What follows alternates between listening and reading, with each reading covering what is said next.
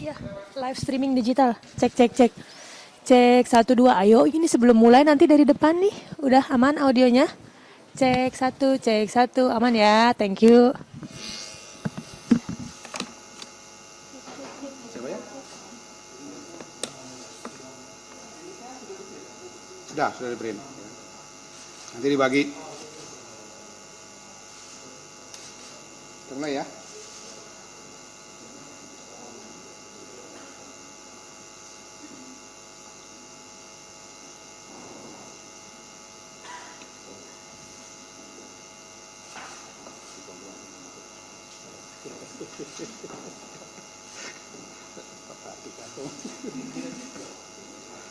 Baik, kita mulai ya.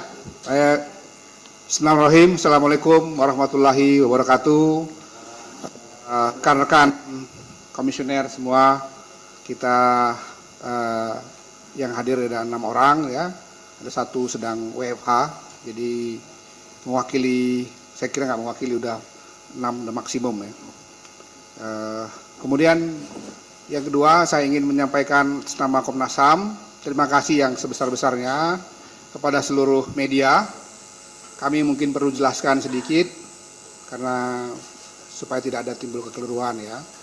Memang karena sifat dari konferensi pers ini sedikit banyak memang kalau semuanya dibikin online akan ada kesulitan loh. Karena ada pemutaran video misalnya barang bukti dan lain-lain, maka kami memang membagi ada yang online dan ada yang offline. Kalau dibikin offline semua kita nanti akan kena tegur juga nih soal protokol COVID. Jadi mohon dimaklumi pada seluruh teman-teman kenapa konferensi pers ini dia ada yang diberikan kuota tersendiri untuk offline dan ada yang kita berikan kuota untuk online atau daring ya. Dua-duanya supaya terpenuhi. Jadi substansinya terpenuhi tapi juga protokol COVID-nya terpenuhi.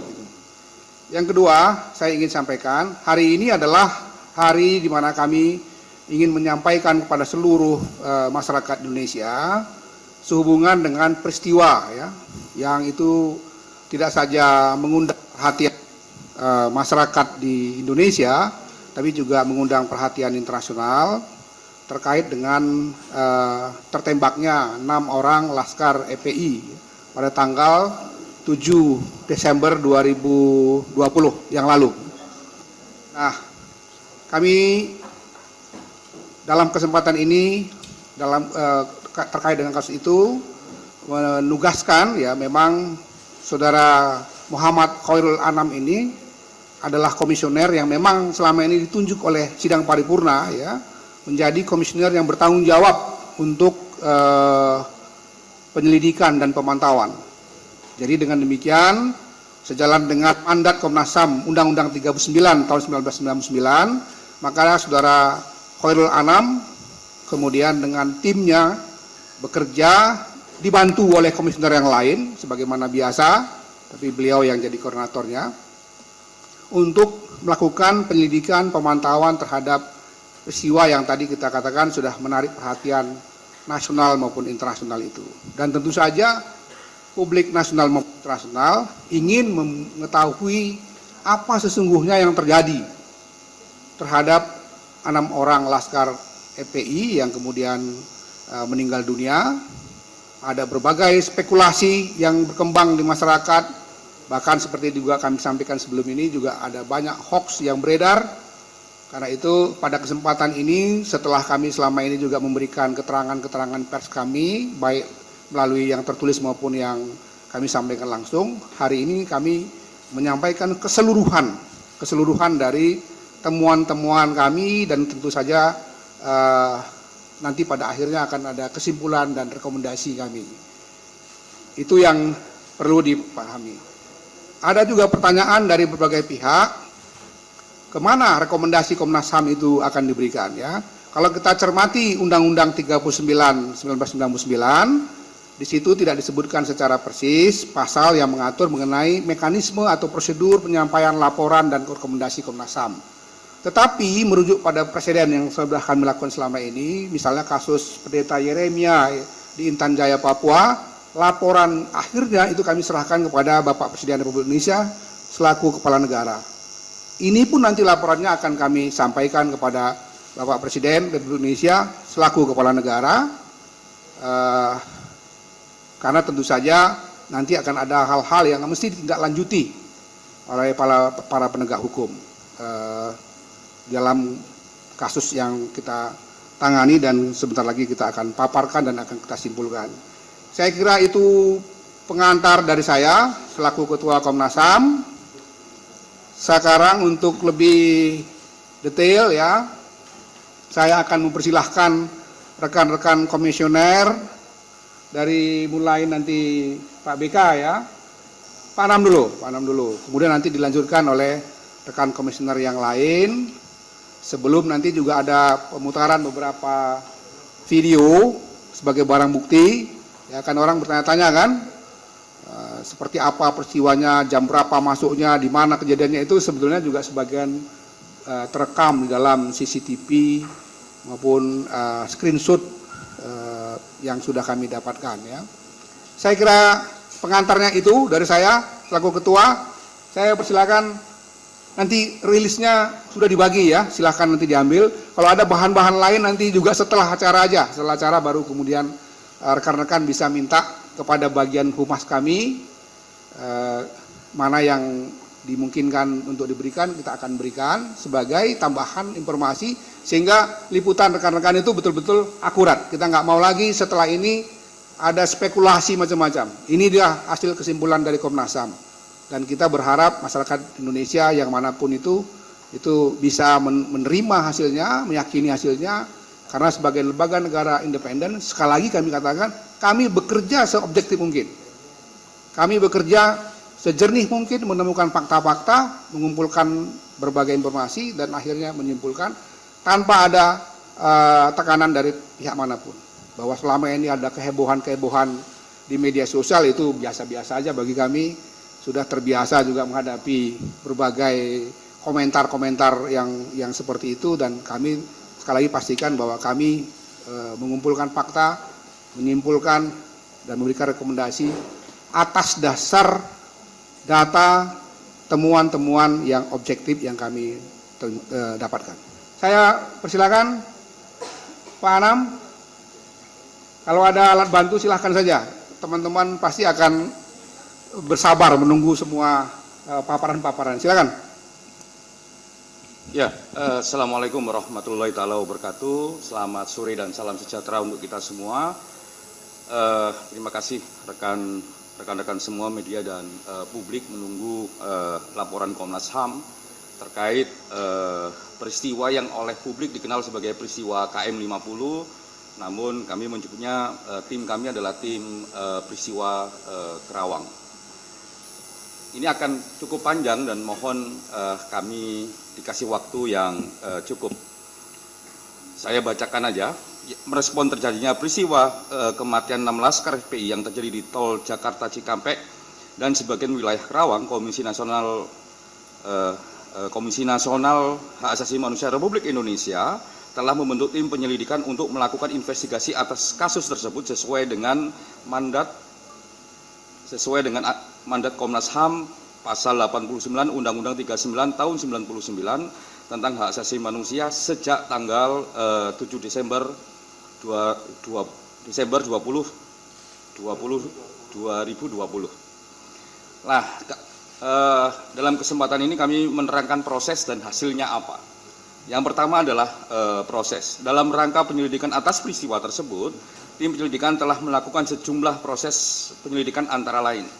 Yang pertama adalah peninjauan langsung lokasi peristiwa.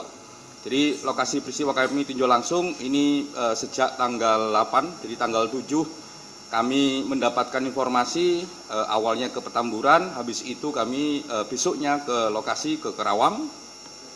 Nah, dan itu bolak-balik ke sana. Dalam tinjauan langsung ke lokasi tersebut kami menemukan beberapa hal yang menurut kami menjadi catatan penting. Yang pertama adalah kami menemukan beberapa benda yang kami duga sebagai bagian dari peristiwa tersebut.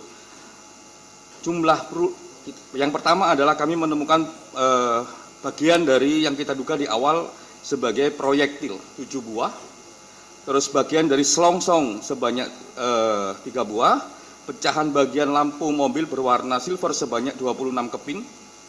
Selongsong ini awalnya 4 sebenarnya, tapi yang satunya memang sudah di disclaimer duluan.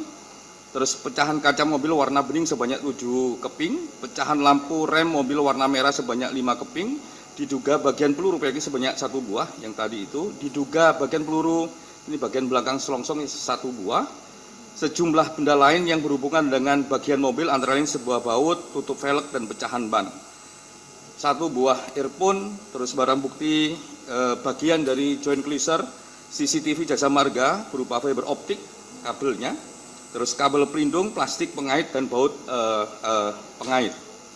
Benda yang dapat diduga sebagai bagian dari bukti dari peristiwa tersebut ditemukan sejumlah titik lokasi antara lain bahu jalan depan sebuah masjid di Kerawang, di Jalan Internasional Kerawang Barat, bahu jalan depan sebuah ruko di Jalan Kerawang Barat, taman jalur putaran kampung budaya, Jalan Internasional Kerawang Barat, sepanjang pembatas antara Gapura Kota Kerawang hingga Bundaran Badami, depan Novotel Kerawang, Jalan Internasional Kerawang Barat, dan rest area KM 50 Jakarta Cikampek.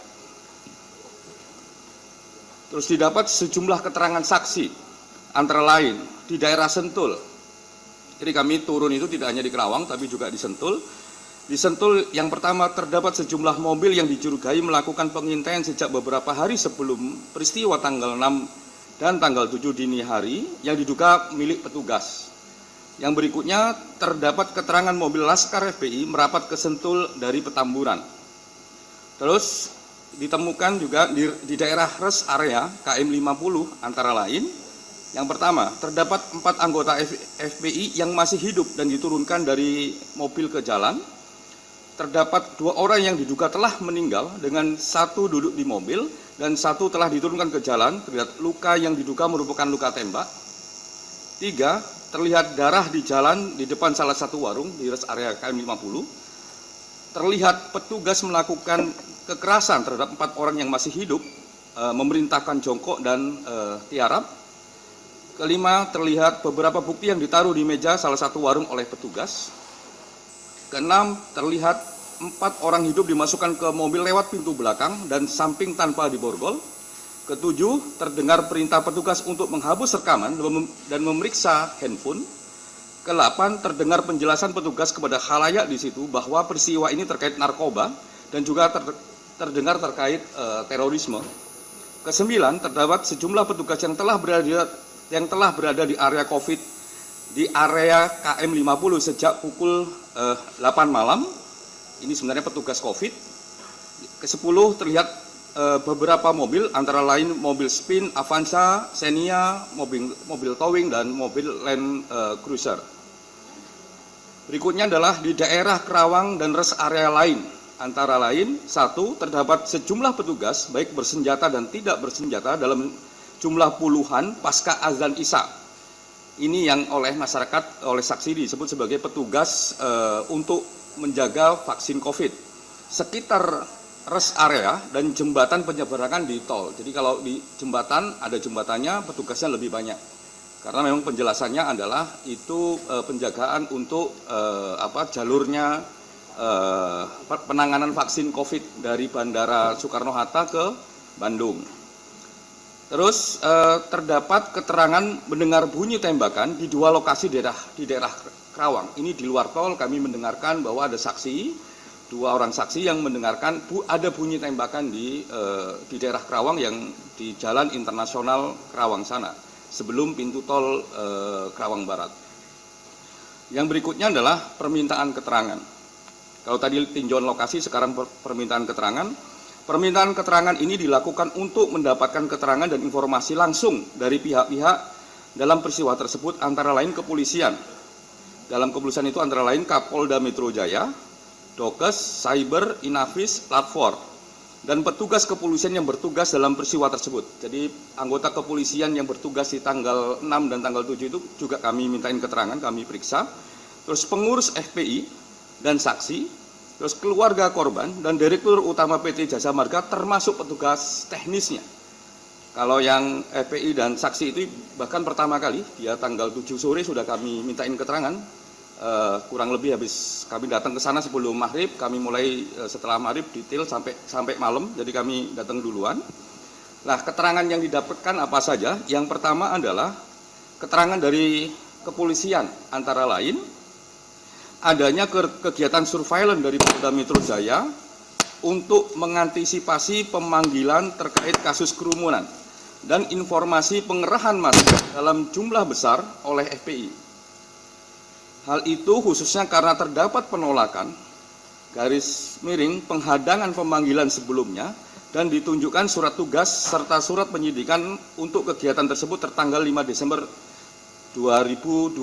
Jadi ketika kami mendapatkan penjelasan itu, kami meminta buktinya. Nah, yang ditunjukkan adalah bukti berupa surat tugas dan surat perintah untuk melakukan kegiatan surveillance tersebut. Yang berikutnya adalah penjelasan terkait mobil pada peristiwa tersebut, termasuk melihat dan memeriksa langsung kondisi mobil. Yang itu yang kita lihat bersama-sama, kami datang ke Polda Metro melihat 3 mobil yang ada lubang tembak dan lain sebagainya. Yang berikutnya adalah penjelasan terkait peristiwa, anggota yang bertugas, mobil yang dipakai dan senjata yang digunakan. Jadi kami juga meminta keterangan siapa saja yang bertugas, nama-nama disebutkan, pangkat disebutkan, sampai dengan juga mereka melakukan apa saja, termasuk di dalamnya adalah mereka menggunakan senjata apa. Itu kami mendapatkan semua keterangannya. Terus terkait penerimaan jenazah, kondisi, prosedur, dan meminta foto proses yang dilakukan sejak awal sampai akhir penanganan jenazah.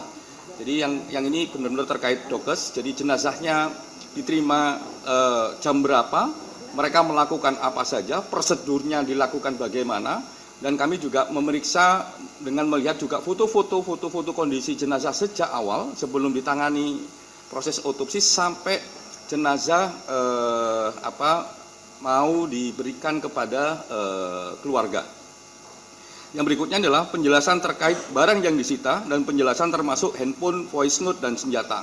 Nah, ini kami juga meminta barang apa saja yang dirampas oleh mereka, jumlah HP-nya berapa, voice note-nya berapa, dan senjata, karena memang diumumkan ada senjata, kami juga melihat, kami meriksa senjatanya. Yang kedua, keterangan dari FPI antara lain terkait, yang pertama, terkait petugas FPI yang melakukan pengawalan di Sentul dan sepanjang jalan sampai peristiwa terjadi dan pasca peristiwa terjadi. Jadi kami minta semua informasi terkait siapa saja orangnya, siapa saja yang ada dalam rombongan tersebut, dan apa tugasnya. Itu kami mendapatkan keterangan, termasuk juga melakukan pemeriksaan kesaksian terhadap mereka. Yang berikutnya adalah yang kedua, terkait pengintaian dan pembuntutan, termasuk di dalamnya terkait sejumlah mobil yang mencurigakan, karena ada informasi mereka sudah diintai tanggal sebelum peristiwa tersebut. Nah, kami mintain keterangannya. Terus terkait peristiwa pada 4 Desember di Megamendung, Kabupaten Bogor, yang ini lokasinya berbeda, tapi kami juga dikasih informasi terkait itu. Terus terkait penolakan kepemilikan senjata, jadi kami juga tanya apakah betul punya senjata dan lain sebagainya, termasuk senpi. Mereka mengatakan mereka tidak punya senpi, ini keterangan dari FPI. Terus terkait komunikasi dan metode komunikasi yang dilakukan dalam rangkaian peristiwa tersebut. Jadi karena ada voice note, kami nanya bagaimana metode komunikasi selama perjalanan. Itu juga menjadi perhatian kami, apakah hanya pakai HP ataukah pakai alat-alat yang lain, apakah juga hanya pakai grup WA ataukah ada komunikasi langsung GSM dengan GSM. Nah, itu kami tanyain dengan cukup detail. Terus pemberian voice note dan rekaman beserta penjelasannya. Kami juga mendapatkan voice note di samping dari kepolisian, kami juga mendapatkan voice note dari pihak FPI. Bedanya kalau di pihak FPI kami mendapatkan penjelasan, jadi apa dan bagaimana di lokasi mana mereka melakukan pembicaraan dengan voice note tersebut. Yang ketiga, keterangan keluarga korban antara lain kondisi jenazah ketika diterima oleh keluarganya, informasi keseharian korban, dan harapan akan keadilan. Nah, ini kami mendapatkan keterangan begitu, ini dari keluarga korban. Terus keterangan dari jasa marga dan petugas teknis antara lain. Yang pertama, penyebab tidak fungsinya sejumlah CCTV sebagaimana mestinya, memberikan penjelasan langsung di lapangan dengan menunjukkan kerusakan dan bagaimana kerusakan bisa terjadi. Ini karena di awal-awal ada isu CCTV mati di KM 49 sampai 72, makanya ini kita perdalam. Terus penjelasan terkait keikutsertaan dalam pengamanan vaksin COVID-19. Jadi kami yakin bahwa memang ada pengamanan vaksin COVID-19 itu karena yang dilibatkan tidak hanya pasukan, baik kepolisian maupun TNI, tapi juga melibatkan jasa marga. Itu keterangan dari mereka beberapa kali diajak rapat untuk ini. Berikutnya adalah pemberian ribuan video CCTV dan screen capture CCTV. Nanti kami sebutkan berapa jumlahnya. Nah, itu permintaan langsung keterangan. Yang poin C, permintaan dan penerimaan barang bukti. Jadi di samping kami meminta keterangan, kami juga meminta barang bukti. Dan di samping kami meminta, kami juga dikasih secara sukarela. Yang untuk ini penting bagi kami untuk menguji keterangan dan kesesuaian dengan barang bukti.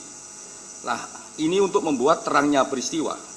Yang pertama, kami dapatkan dari FPI dan keluarga korban antara lain voice note sejumlah 105 percakapan. Jadi kami dapat voice note sejumlah 105 percakapan, rekaman pembicaraan. Jadi kami mendapatkan rekaman pembicaraan yang cukup lumayan detail, lengkap, lebih lengkap daripada yang ada di sosial media. Foto mobil yang dicurigai, jadi ketika mereka berargumentasi bahwa ada mobil sebelum peristiwa, kami dikasih foto mobilnya. Terus jejak digital untuk lini masa digital, kami juga dikasih akses untuk itu sehingga kami bisa membuat jejak digital. Terus 32 foto kondisi jenazah pasca diterima keluarga, kami dikasih foto-fotonya. Terus foto-foto terkait peristiwa tanggal 4 Desember, itu kami juga dikasih. Terus pandangan hukum atas peristiwa yang saat ini terjadi, kami juga dikasih.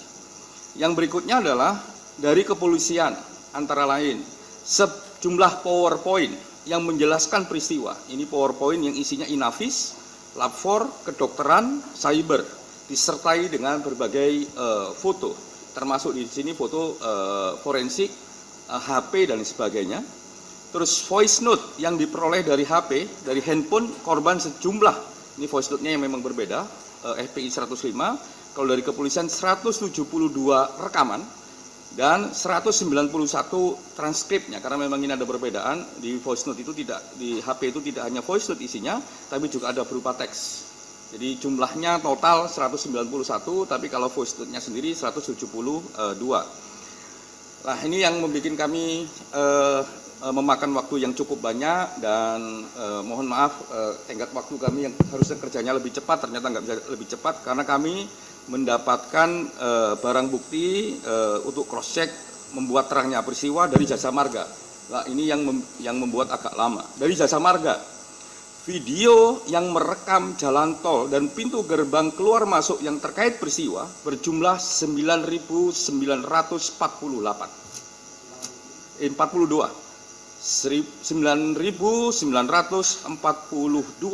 video.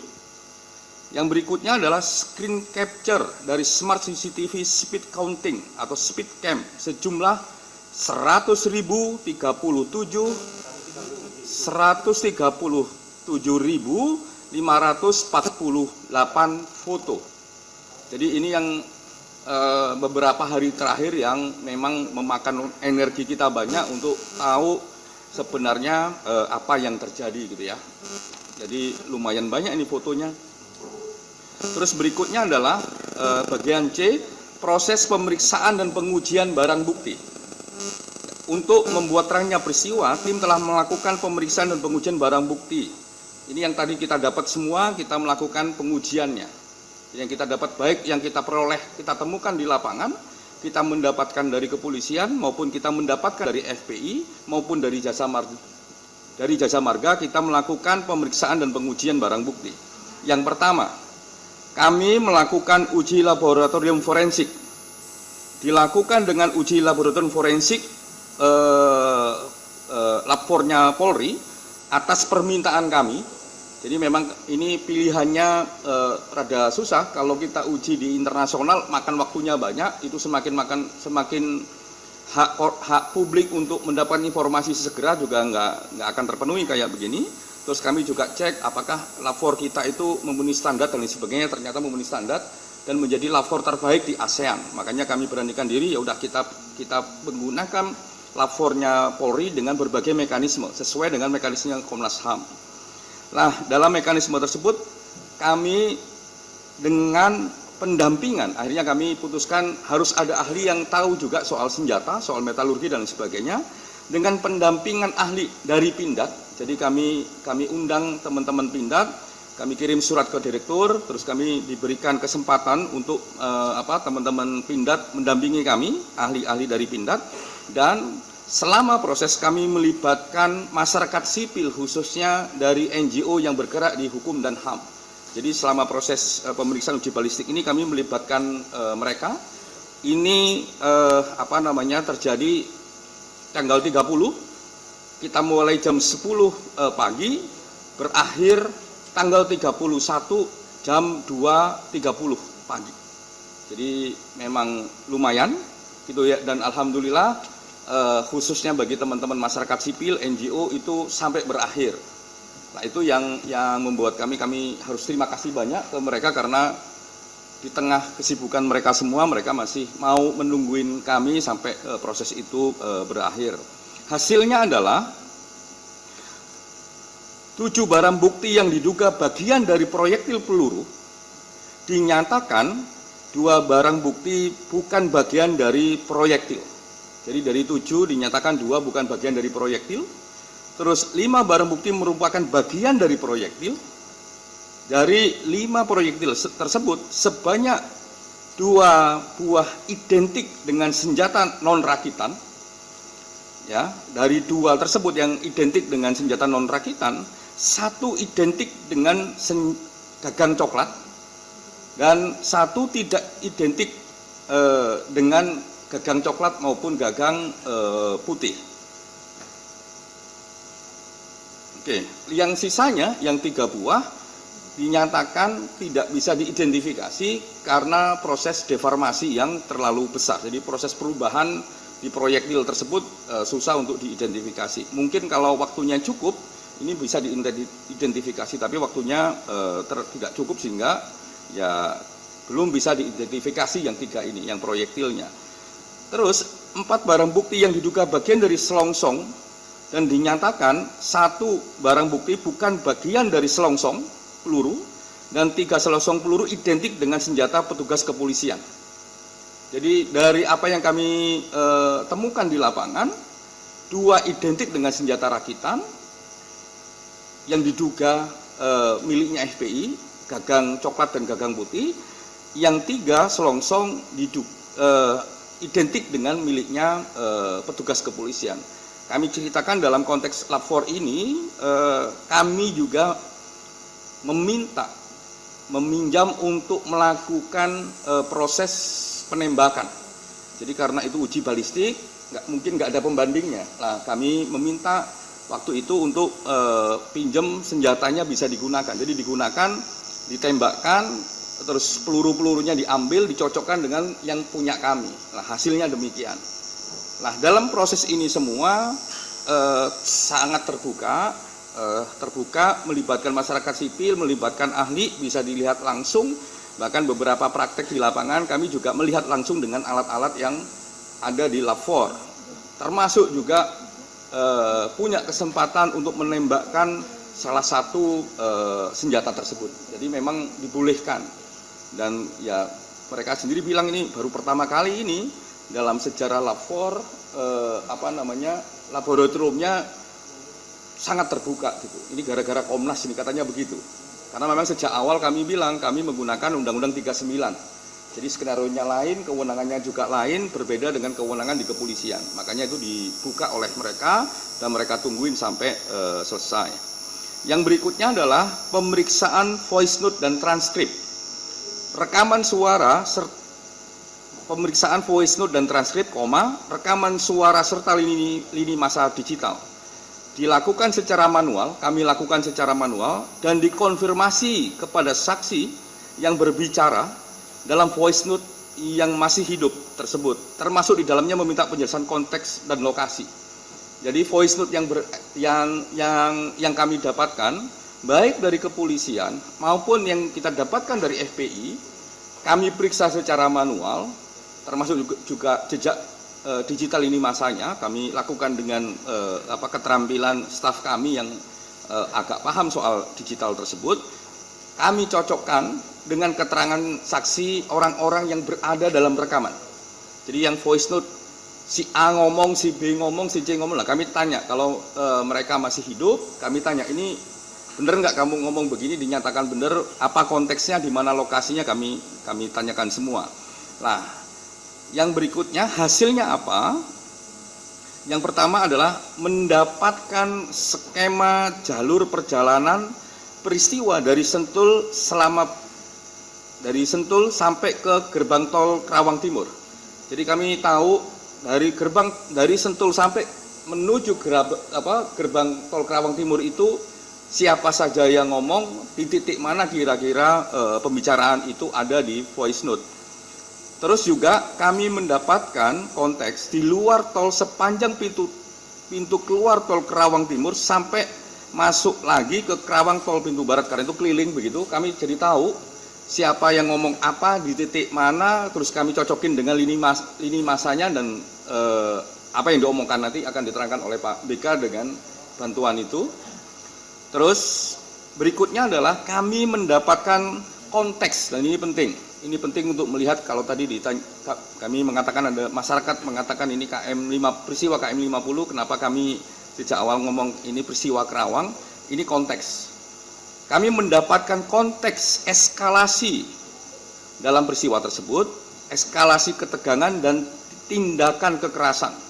Pertama, eskalasi rendah. Jadi eskalasi rendah dari Sentul sampai gerbang keluar pintu tol Kerawang Timur. Nanti kita akan tunjukkan videonya oleh Pak BK atau oleh yang lain. Terus konteks kedua adalah eskalasi sedang dari gerbang tol Kerawang Timur sampai menuju flyover Hotel Swiss Bell di Kerawang.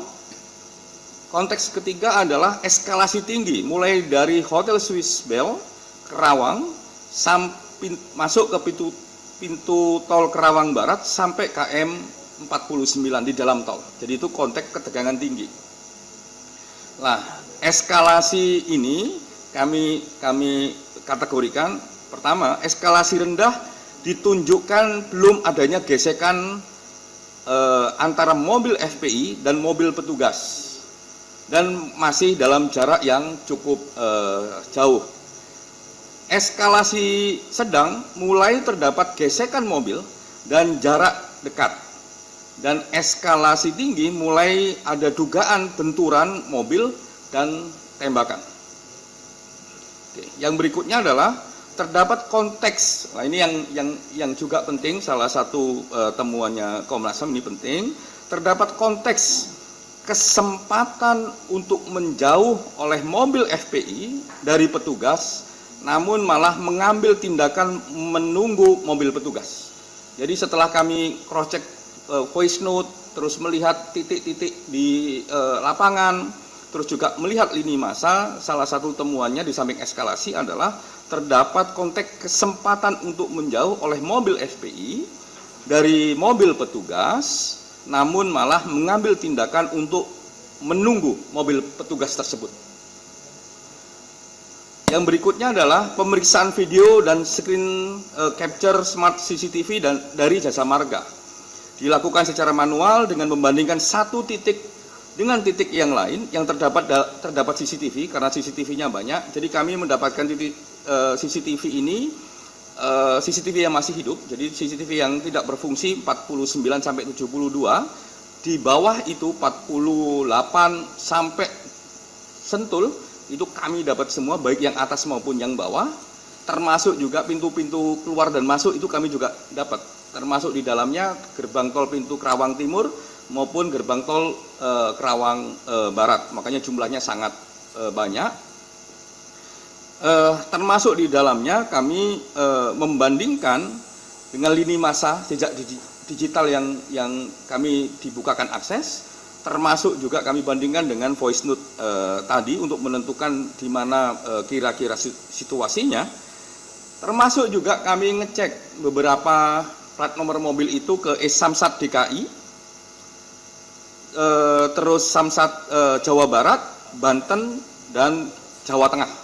Jadi kami cek semua itu.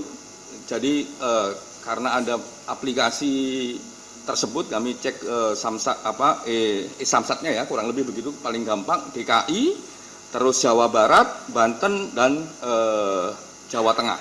Hasilnya antara lain dalam perjalanan di dalam tol memang terdapat rombongan mobil FPI menuju dan keluar dari tol Kerawang Timur. Yang berikutnya, dalam tangkapan video tersebut terdapat kondisi perjalanan yang konstan melaju dan tidak terlihat gesekan. Ini di dalam tol. Yang berikutnya, sejumlah mobil yang terdapat dalam pembicaraan voice note terdapat dalam jalur perjalanan tol tersebut. Jadi voice note juga terbukti itu ada dalam perjalanan jalan tol. Yang berikutnya, terlihat mobil dalam peristiwa tersebut beberapa masuk kembali ke tol melewati gerbang tol Kerawang Barat. Jadi mobilnya terlihat sampai juga akhirnya nanti terlihat juga ketika masuk di tol Kerawang Barat, ini di akhir cerita menuju KM 50. Itu juga terlihat beberapa mobil keluar dari gerbang tol Kerawang Timur pasca kejadian KM 50, termasuk mobil towing yang mengangkut mobil Chevrolet Spin. Jadi kami juga melihat itu, jadi muter begitu dari Sentul keluar tol gerbang timur, masuk lagi tol Kerawang Barat, terus keluar gerbang tol Kerawang Timur lagi, yang sudah berbeda cerita karena yang keluar terakhir itu sudah pakai mobil towing. Nah itu kami cek itu semua. Yang berikutnya adalah yang pendalaman ahli. Tim melakukan pendalaman ahli untuk membuat terangnya peristiwa dengan mengundang ahli. Yang pertama adalah forensik kedokteran, forensik senjata dari Pindad, dan psikologi forensik. Hasil pendalaman tersebut antara lain, untuk forensik kedokteran memberikan pandangannya antara lain ini dengan membandingkan foto dari keluarga dan proses otopsi serta paparan PowerPoint dari kepolisian, terus mendengarkan penjelasan terkait kondisi mobil. Jadi ini kedokteran forensik tidak hanya melihat jenazah tapi juga mendengarkan penjelasan dari kami karena beliau juga minta bagaimana kondisi mobil, kami kasih keterangan khususnya kondisi mobil ini lubang peluru dan melihat foto kondisi mobil, melihat juga foto kondisi mobilnya kayak apa. Dijelaskan antara lain bahwa yang pertama, terdapat luka akibat tembakan pada 6 jenazah tersebut sebanyak 18 luka tembak. Ini detail ada nanti kami dalam laporan yang kami susun. Yang berikutnya adalah terdapat luka jahitan akibat tindakan otopsi. Jadi memang ada luka jahitan tapi itu konsekuensi dari bagian dari otopsi. Terus C, beberapa foto yang menunjukkan luka selain luka tembak dan jahitan akibat otopsi tersebut bukan akibat dari tindakan kekerasan, termasuk informasi akibat pembakaran, namun karena konsekuensi dari waktu dan kondisi tubuh jenazah. Jadi karena kami mendapatkan berbagai informasi, terus juga mendapatkan foto, kondisi jenazahnya sudah banyak yang kayak lebam-lebam, terus mengelupas dan sebagainya. Itu penjelasan ahli dengan melihat perbandingan foto di awal dan di akhir, di awal sebelum kondisi jenazahnya dilakukan otopsi sampai kondisi terakhir yang diterima oleh keluarga, itu bagian dari konsekuensi jenazah dari tubuh. Bahkan juga beliau bisa bilang kenapa kondisi jenazah dengan waktu yang kurang lebih mirip, yang satunya misalnya konsekuensinya lebih banyak, yang satunya kok malah enggak, itu karena posisi tubuhnya yang terdapat gizi, kolesterol dan sebagainya berbeda-beda satu dengan yang lain. Yang berikutnya adalah psikologi forensik. Psikologi forensik memberikan pandangannya antara lain ini metodenya ya, dengan mendengarkan voice note, terus melihat foto korban, terus melihat juga foto-foto saksi, mendengarkan penjelasan kesaksian. Jadi kami jelaskan kesaksiannya, dan beliau juga bilang ini sayangnya dia tidak bisa wawancara langsung, jadi tanpa mendengarkan wawancara secara langsung ini, antara lain memberikan pandangan bahwa tidak terdapat beban dalam pembicaraan oleh pembicara. Jadi dalam pembicaraan voice note itu tidak ada beban. Jadi kalau ada ini bebannya ketakutan dan sebagainya, tidak ada beban katanya dalam pembicaraan tersebut oleh pembicara dalam voice note. Terdapat baseline persiapan untuk bertahan dan melawan. Jadi karakter dasar dari pembicaraan tersebut adalah baseline-nya bertahan dan melawan. Nah, itu yang inti dari penjelasan detail-detail nanti akan kami sampaikan dalam laporan. Yang ketiga adalah ahli senjata dari Pindad. Ahli senjata dari Pindad ini 6 orang ya, dengan berbagai latar belakang keahliannya. Pertama, latar belakang keahlian amunisi, senjata, metalurgi, kendaraan tempur, dan quality insurance atau mutu produk. Nah, keenamnya memberikan pandangan antara lain, karena ini dia juga melihat barang bukti kami dan melihat proses lab 4 di forensik. Yang pertama, mereka dari Pindad menjelaskan proses terbuka dan akuntabel karena bisa melihat dan mengikuti proses secara langsung, termasuk diawasi oleh masyarakat secara langsung. Jadi teman-teman Pindad juga kaget-kaget, kok ini ada masyarakat, ada NGO dan sebagainya. Itu sesuatu yang belum pernah terjadi. Makanya beliau ini mengatakan bahwa ini proses yang transparan dan akuntabel.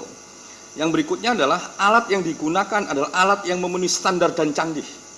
Bahkan beberapa obrolan singkatnya dia bilang ini alat yang paling terakhir gitu ya, alat terakhir karena memang lab 4 Indonesia ini, lab 4 Polri Indonesia ini terbaik di ASEAN. Yang berikutnya adalah prosedurnya juga memenuhi syarat. Jadi mereka juga melihat prosedurnya, bagaimana perlakuan terhadap barang bukti dan bagaimana perlakuan terhadap senjata yang sedang diuji.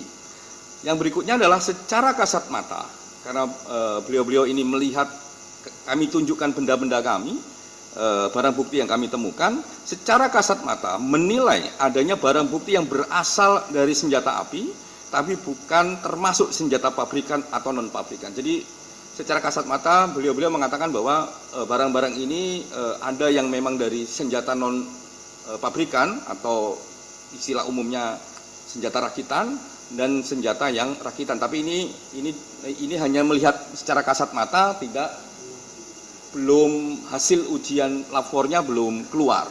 Itu secara kasat mata. Kami minta kok bisa begitu, ya dia terangkan cukup detail gitu kepada kami, karena memang pekerjaan sehariannya memang ada yang nanganin amunisi, ada yang nanganin senjata dan sebagainya. Nah, di samping beberapa proses di atas, tim juga melakukan simulasi atau rekonstruksi peristiwa terhadap 2 anggota FPI, tertembaknya 2 anggota FPI dan 4 anggota FPI yang juga tertembak di kantor Komnas HAM untuk mendalami kedua peristiwa tersebut setelah tim mendapatkan pandangan dari ahli kedokteran forensik yang diundang secara mandiri oleh tim. Jadi kalau kemarin misalnya teman-teman melihat di kantor Komnas HAM ini di bawah di parkiran ada sebenarnya bukan rekonstruksi, tapi bahasa umumnya ngomongnya rekonstruksi, sebenarnya itu simulasi. Membandingkan antara keterangan yang kami dapatkan dari berbagai pihak, khususnya pihak kepolisian, Inavis, Lab 4, kedokteran forensik dan lain sebagainya, membandingkan keterangan dan logika yang diberikan kepada kami oleh kedokteran forensik. Makanya kami panggil mereka untuk melakukan rekonstruksi.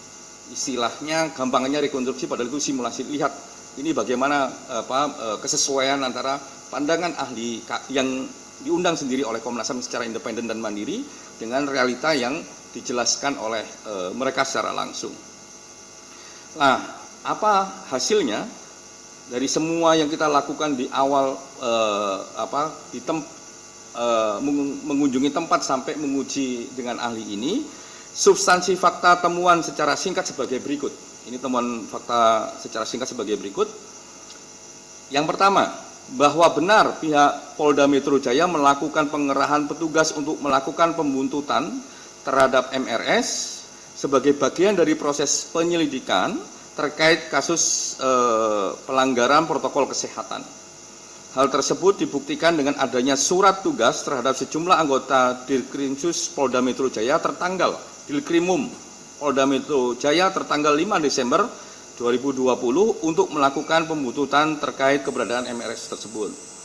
Yang berikutnya adalah bahwa didapat fakta juga telah terjadi upaya pengintaian dan pembuntutan terhadap MRS yang dilakukan oleh petugas yang dinyatakan bukan dari kepolisian. Jadi kepolisian menyatakan bahwa ada beberapa yang bukan dari mereka di kawasan markas Syariah Megamendung hingga kawasan Sentul Bogor, Jawa Barat pada tanggal 4 Desember 2020. Yang Megamendungnya, yang Sentulnya sejak tanggal 4 itu ada sampai perjalanan ke Kerawang.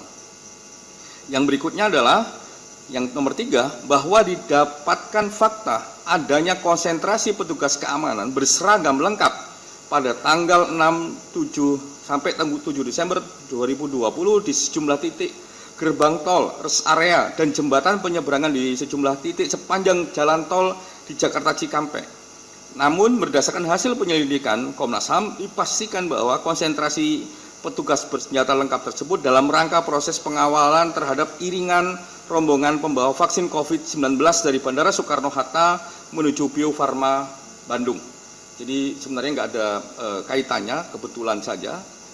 Bahkan beberapa yang di jembatan itu masyarakat mengatakan ya ini petugasnya biasa-biasa saja mas, ngajak guyon, menerangkan dan lain sebagainya. Yang 4, terkait dengan sejumlah CCTV jasa marga yang tidak berfungsi dengan baik, pada tanggal kejadian tim penyelidik telah melakukan pemeriksaan terhadap sejumlah saksi dan melakukan pemeriksaan langsung ke titik lokasi dan menemukan fakta bahwa telah terjadi kegagalan pengiriman rekaman gambar CCTV melalui server akibat putusnya fiber optik di dalam sebuah joint closure CCTV sehingga menyebabkan tidak berfungsinya CCTV mulai dari KM 49 sampai KM 72 tol Jakarta Cikampek sebagaimana mestinya. Ini kami periksa sendiri beberapa kali, jasa marga lebih dari 5 kali kami periksa untuk memastikan ini. Yang berikutnya nomor 5, bahwa didapat fakta berdasarkan keterangan saksi-saksi dari hasil analisa rekaman CCTV dan analisis rekaman percakapan, voice note, teridentifikasi sejumlah kendaraan roda 4 yang diduga melakukan pembentutan terhadap MRS dan rombongan sejak dari kawasan Sentul, Bogor, hingga tanggal 7 Desember dini hari dengan detail keterangan sebagai berikut. Antara lain, Avanza hitam dengan nomor polisi B1739 PWQ, Avanza warna silver dengan nomor polisi B1278 KJD, mobil petugas dengan nomor polisi B1542 POI, terus Avanza warna silver dengan nomor polisi K9143 EL, Xenia warna silver dengan nomor polisi B1519 UTI, terus Land Cruiser ini nomornya belum teridentifikasi. Land Cruiser gede ini sendirian, gede jadi mendapatkan perhatian baik dari saksi maupun dari pihak yang lain.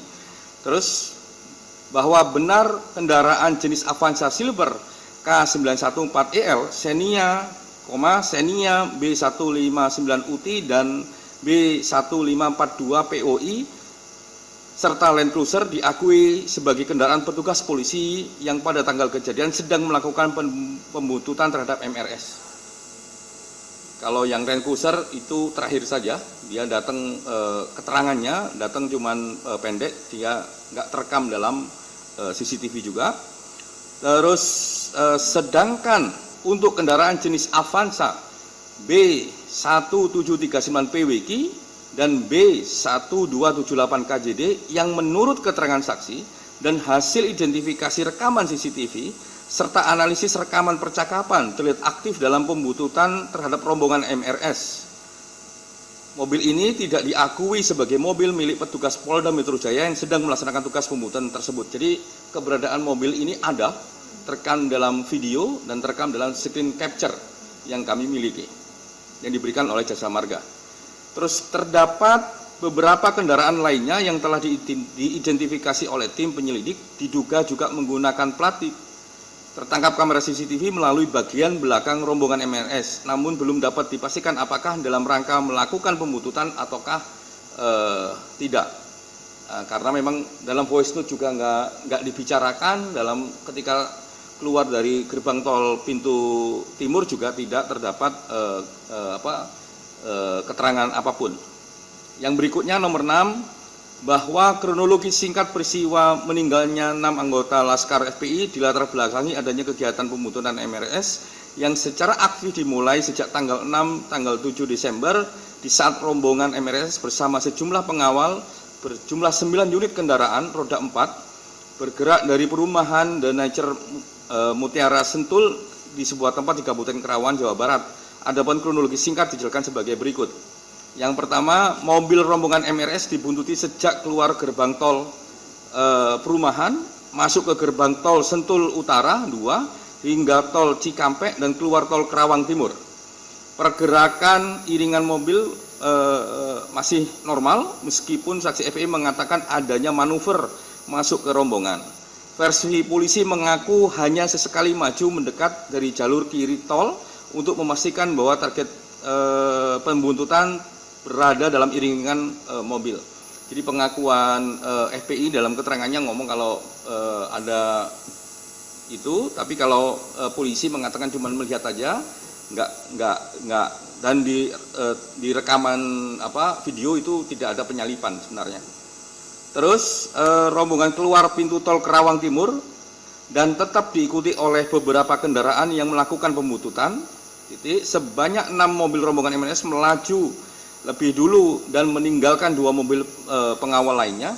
Jadi yang keluar gerbang tol pintu Karawang Timur itu 8, yang 6 melaju duluan, yang 2 itu ditinggal, yaitu mobilnya Denmandar, mereka sebut begitu, itu Avanza Silver, dan mobilnya Laskar khusus itu Chevrolet Spin, untuk tetap menjaga agar mobil yang membuntuti tidak bisa mendekati mobil HRS dan rombongan. Yang berikutnya, kedua mobil FPI tersebut berhasil membuat jarak dan memiliki kesempatan untuk kabur dan menjauh, namun mengambil tindakan untuk menunggu. Akhirnya mereka bertemu kembali dengan mobil petugas K9143EL serta 2 mobil lainnya, yaitu B1278 KJD dan B1739 PWG. Jadi bertemu kembali mereka pada akhirnya karena ditunggu. Yang berikutnya adalah bahwa 2 mobil pengawal MRS dan Denmandar dan Laskar khusus yang masing-masing berisi 6 orang melewati sejumlah ruas jalan dalam kota Karawang dan turut diikuti oleh 3 mobil pembuntut. Mereka antara lain melewati Jalan Klari, melewati Jalan Raya Pantura, Surukonto, Jalan Ahmad Yani, Jalan Tarumanegara, Jalan Internasional Karawang Barat, hingga kembali menuju gerbang tol Karawang Barat. Berikutnya, bahwa didapat fakta telah terjadi kejar mengejar, saling serempet dan saling seruduk, serta berujung saling serang dan kontak tembak antara mobil Laskar khusus FPI dengan petugas, terutama sepanjang Jalan Internasional Karawang Barat, diduga hingga sampai KM 49 dan berakhir di KM 50 tol Jakarta Cikampek. Berikutnya, bahwa di KM 50 tol Cikampek, 2 anggota Laksus ditemukan dalam kondisi meninggal, sedangkan 4 lainnya masih hidup dan dibawa dalam keadaan hidup oleh petugas kepolisian. Terdapat pula informasi di KM 50 terdapat pula informasi adanya kekerasan, pembersihan darah, pemberitahuan bahwa ini kasus narkoba dan terorisme, pengambilan CCTV di salah satu warung, dan perintah penghapusan dan pemeriksaan handphone masyarakat di sana. Jadi ini yang juga terakhir kami dapatkan. Awalnya kami sudah dapat duluan bahwa ada CCTV yang diambil dari warung, dan ini kami konfirmasi di terakhir kami melakukan pemeriksaan terhadap kepolisian dan diakui itu diambil. Kami kami tanyakan lagi apakah ini diambil secara ilegal ataukah secara legal. Mereka jawab diambil secara legal. Sehingga nanti kita tunggu kalau ini menjadi pembuktian di proses pengadilan.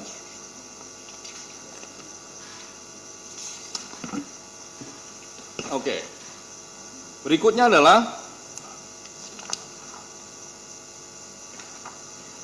petugas mengaku mengamankan sejumlah barang bukti berupa 2 buah senjata rakitan jenis revolver gagang coklat dan putih, sebilah samurai, sebilah pedang, celurit, dan sebuah tongkat kayu runcing. Bahwa 4 anggota Laksus tersebut kemudian ditembak mati di dalam mobil petugas saat dalam perjalanan dari KM 50 ke atas menuju Polda Metro Jaya dengan informasi hanya dari petugas kepolisian tunggal gitu ya informasinya, yang terlebih dahulu telah terjadi upaya melawan petugas yang mengancam keselamatan diri sebagai diambil tindakan tegas dan terukur. Informasi ini oleh tim Komnas HAM tidak mendapatkan informasi kecuali informasinya dari petugas kepolisian. Kami tegaskan informasi dari petugas kepolisian. Nah, dari pokok-pokok kronologi tersebut, pokok-pokok temuan fakta singkat tersebut, pada pokoknya peristiwa di atas adalah yang pertama, bahwa terjadi pembuntutan terhadap MRS oleh Polda Metro Jaya merupakan bagian dari penyelidikan kasus pelanggaran terhadap protokol kesehatan yang diduga dilakukan oleh MRS. Yang berikutnya, terdapat pengintaian dan pembuntutan di luar petugas kepolisian. Yang ketiga, bahwa terdapat 6 orang meninggal dunia dalam 2 konteks peristiwa yang berbeda. Yang pertama, insiden sepanjang Jalan Internasional Kerawang Barat sampai diduga mencapai KM 49 Tol Cikampek yang menewaskan 2 orang laskar FPI.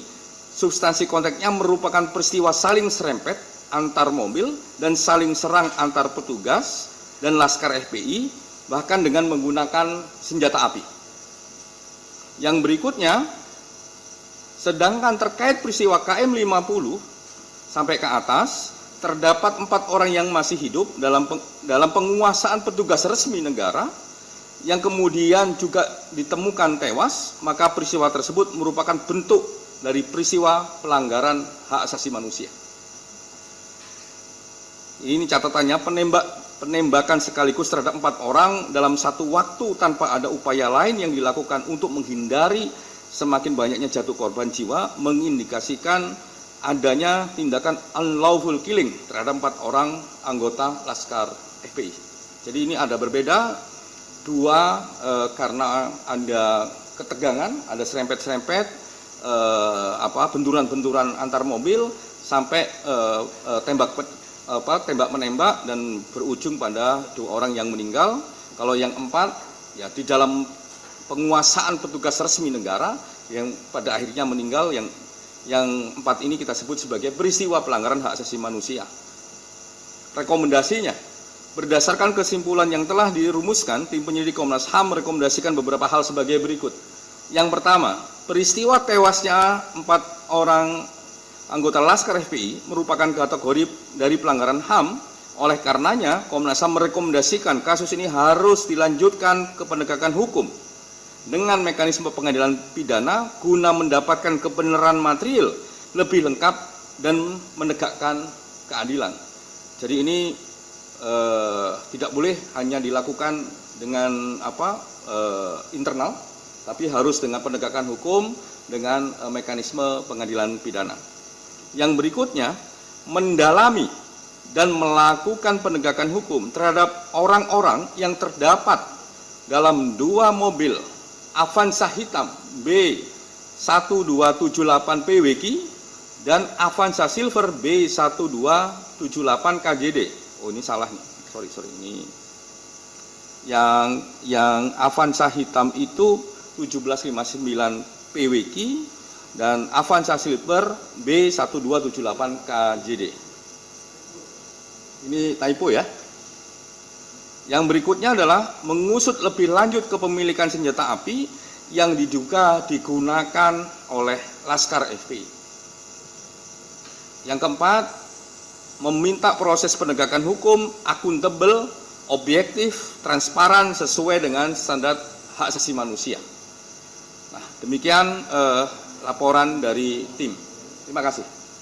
Terima kasih Pak Khairul Anam selaku Ketua Tim. Yang tadi saya katakan Saudara Khairul Anam ini adalah Komisioner Komnas HAM yang membidangi pemantauan dan penyelidikan. Jadi sejalan dengan Undang-Undang 39 1999, salah satu mandat Komnas HAM melakukan pemantauan dan penyelidikan manakala ada dugaan pelanggaran HAM, maka Saudara Anam lah yang kemudian memimpin tim bersama anggota-anggota dari staf Komnas HAM. Nah, untuk memperjelas konteks lebih luas ya, karena ini peristiwanya kan tidak gampang untuk dipahami penjelasan dari itu. Jadi kita akan meminta lagi keterangan tambahan, nanti disampaikan oleh Pak BK, dilanjut oleh Pak Amiruddin Al-Rahab, supaya publik semua, terutama media massa, lebih jelas dalam memahami konteksnya. Jadi penjelasan Pak Anam tadi akan diperjelas juga. Mungkin ada beberapa nanti video ya, foto capture yang tadi 130-an ribu itu nanti kita tampilkan beberapa untuk semua pihak bisa paham mengapa kemudian kami menyimpulkan peristiwa ini seperti tadi yang disampaikan, 2 seperti apa, kemudian 4 itu seperti apa, yang kemudian kami sebut sebagai unlawful killing gitu ya. Dan rekomendasinya seperti apa juga.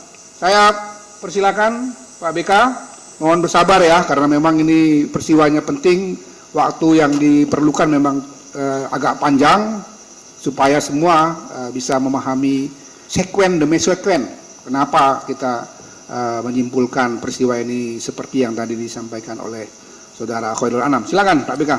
Ya, terima kasih Pak Ketua, selamat sore kawan-kawan semua, terima kasih sudah menunggu dan kemudian juga menyimak apa yang tadi disampaikan oleh Pak Anam. Saya menambahkan sebenarnya apa yang tadi disampaikan Pak Khairul Anam, menampilkan beberapa footage video yang kami dapatkan dari CCTV dari Jasa Marga maupun juga dari sumber lain. Semoga ini memperjelas konteks peristiwanya dan juga membuat terang seperti apa jalannya peristiwa tersebut. Begitu.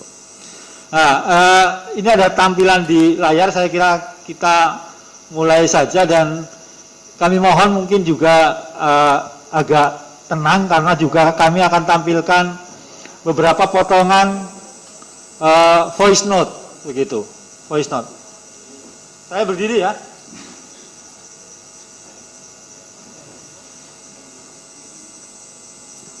Ya saya bawa aja. Oh ada.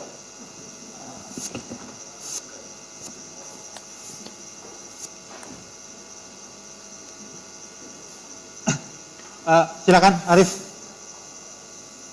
Jadi kira-kira dari tadi penjelasan Pak Anam sampai kemudian kesimpulan, rangkaian peristiwanya dimulai dari Sentul, begitu.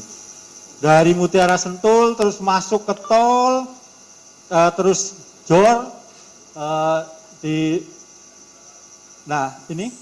Jor, terus kemudian masuk ke tol Jakarta Cikampek lewat atas. Jadi lewat jalan tol layang, begitu terus, gitu, sampai kemudian keluar di pintu tol Kerawang Timur. Ini tadi yang kemudian menyusuri jalan raya di kota Kerawang, terus kemudian masuk lagi lewat gerbang tol Kerawang Barat, terus kemudian terhenti di kilometer 50 di rest area. Kira-kira itu konteks peristiwa secara keseluruhan. Berikutnya.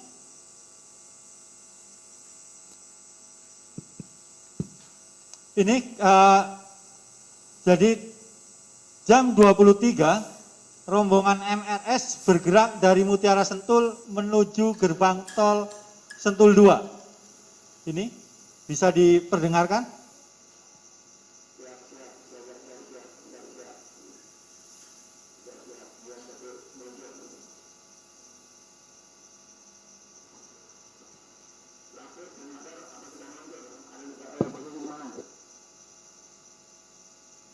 Oke, jadi ini jelas. Terus kemudian pada rem Jati Asih 2 pukul 23.36.25 sampai 23.3658 terlihat beberapa mobil yang dimulai dengan Avanza putih dalam jarak berdekatan memasuki jalan tol Jakarta Cikampek pada on rem tol Jati Asih.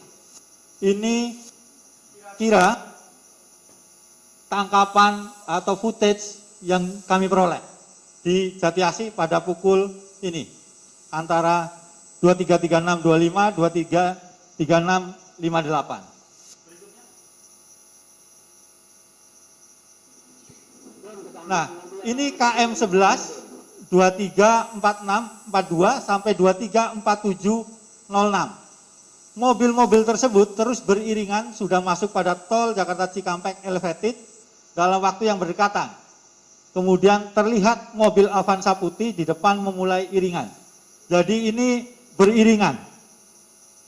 Dari sini kita lihat masih konstan begitu, tidak ada upaya salip menyalip begitu. Dan kemudian rekamannya seperti apa? Diulang lagi, Dik. Oke. Terus berikutnya? Oke, ini di kilometer 16.500, 23.4131 sampai 23.4155. Ini kenapa kami capture yang bagian seperti ini tadi, untuk menyesuaikan dengan lini masa yang ada di voice note. Jadi kenapa kemudian KM 11, KM 16 plus 500 itu untuk menyesuaikan dengan voice note yang ada, disesuaikan itu. Jadi kita cross check begitu. Kemudian iringan rombongan kembali terlihat diawali dengan mobil putih dan tanpa ada gesekan. Jadi tetap paling depan mobil putih. Silakan.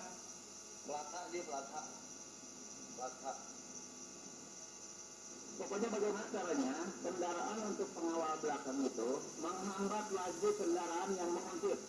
Nanti alamatnya bila manakah kita terpisah, nanti kita langsung kirim. Yang penting kalian nanti jangan sampai mereka yang menguntit itu dekat dengan rombongan depan, rombongan utama. Halangi terus sampai jangan sampai dia bisa ngikutin kita. Artinya dari voice note yang ada memang ada komunikasi dan kemudian ada yang menginstruksikan bagaimana kemudian mobil-mobil pengawal itu untuk bertindak. Berikutnya. Pokoknya bagaimana caranya? Ini kilometer 24 di pukul 23.42 sampai 23.4705 masih di atas. Iringan mobil terlihat juga dimulai dengan mobil Avanza putih dan diikuti mobil berikutnya tanpa ada gesekan. Jadi konstan. Mobil Avanza putih selalu yang paling depan.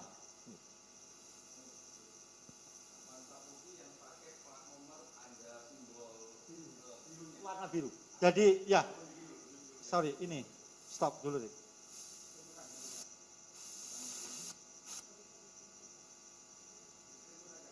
Jadi penandanya kenapa kami bisa mengidentifikasi mobil Avanza putih, karena di plat nomor itu ada dikasih kayak semacam lampu biru. Lampu biru yang kemudian memudahkan kita mengidentifikasi. Ya, di samping tentu saja ada capture-capture-nya. Nanti kita perlihatkan. Rekamannya, Arif?